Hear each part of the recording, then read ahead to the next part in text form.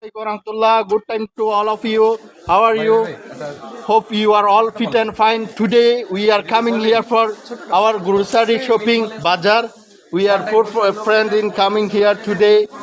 Nice.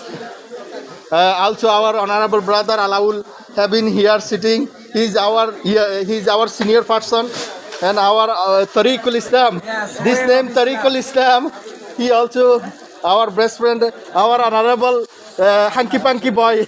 This is Hanky Panky boy in our Adnan. He's our fish.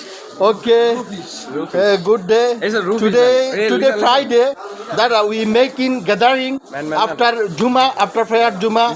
Then today is very important day. The Prophet sallallahu alaihi wasallam said, a true Muslim cannot lead an honest and pure life without knowledge and the Quran and the Sunnah. And after Asr to Maghrib time is very important. We make dua for all Muslim ummah. Yes, because the Prophet sallallahu alaihi wasallam said, inna fil jum'ati sa'atun la yu'afiku abdun muslimun yas'alullahu ta'ala atayya.